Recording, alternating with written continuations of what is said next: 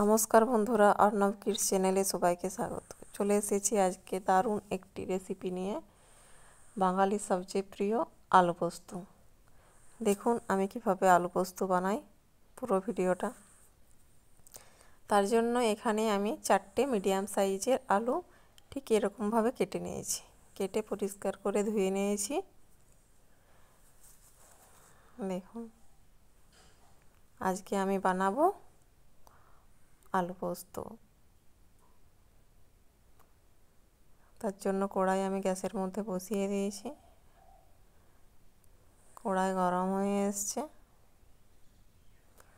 এরপর এর মধ্যে আমি দিয়ে দেবো সরষের তেল।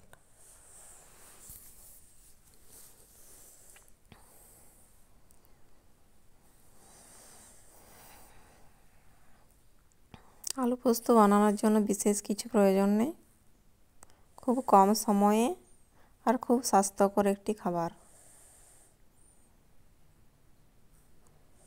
এর মধ্যে দিয়ে দিলাম আমি 2টো তেজপাতা, আর দিয়ে দিলাম 1 চামচ গোটা জিরে, আর দিয়ে দিলাম 2টো কাঁচা লঙ্কা চিড়ে।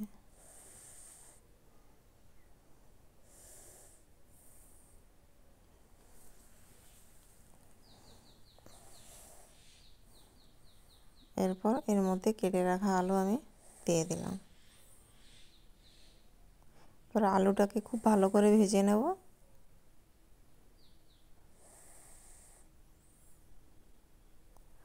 আলুটাকে ভালো করে ভেজে নিতে হবে, কিন্তু লাল হওয়া চলবে না, একটু সময় ধরে ভাজবো।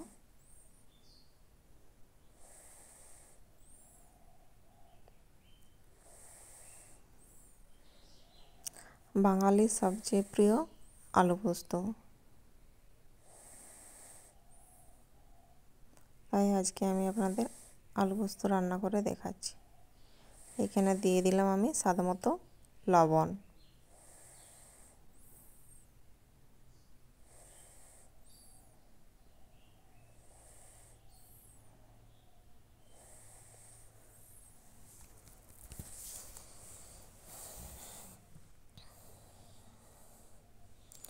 দেখুন খুব ভালোভাবে নেড়ে চেড়ে এটা একটু ভেজে নিতে হবে।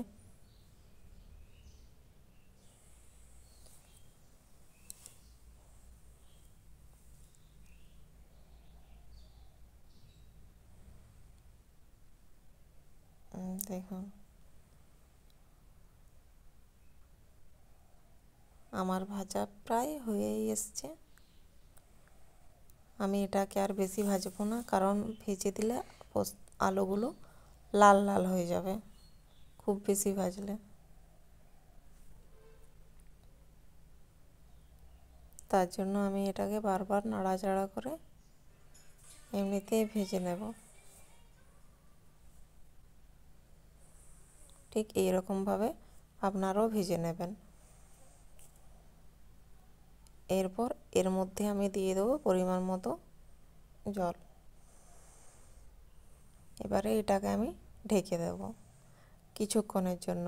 আমার আলু প্রায় সেদ্ধ হয়েই গেছে, এটা আমি 5 মিনিটের মতো ঢেকে নিয়েছি। আর এখানে নিয়ে নিয়েছি 3 চামচ পরিমাণ পোস্ত, আর এর মধ্যে দিয়ে দিলাম অল্প পরিমাণে লবণ। পোস্তটা আমি একটু আগে ভিজিয়ে রেখেছিলাম, তাহলে পোস্তটা খুব তাড়াতাড়ি বাটা যায়। দেখুন আমি পোস্তটা বেটে নিচ্ছি।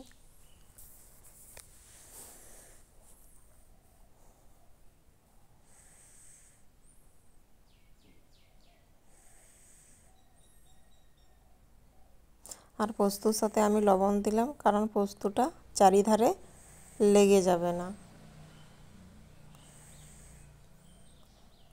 তার জন্য পোস্তর মধ্যে আমি অল্প পরিমাণে লবণ দিয়ে পোস্তটা বেটে নিলাম।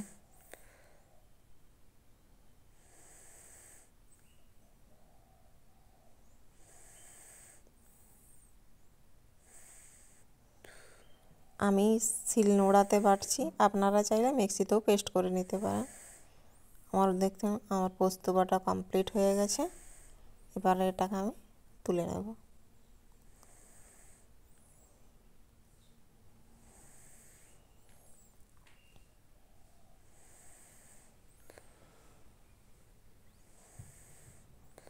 দেখি আমার আলুর কি অবস্থা।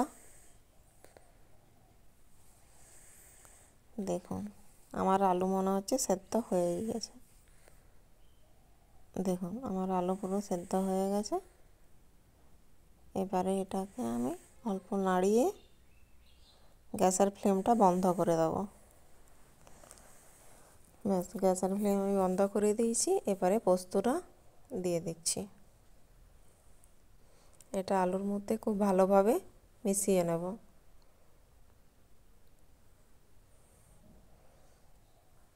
দেখুন আমার আলু পোস্ত প্রায় রেডি হয়ে গেছে।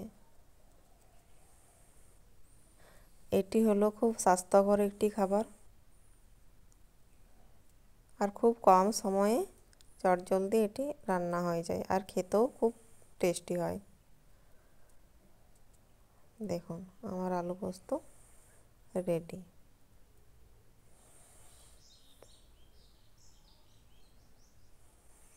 এরপর আমি এখানে দিয়ে দেবো অল্প পরিমাণে সরষের তেল।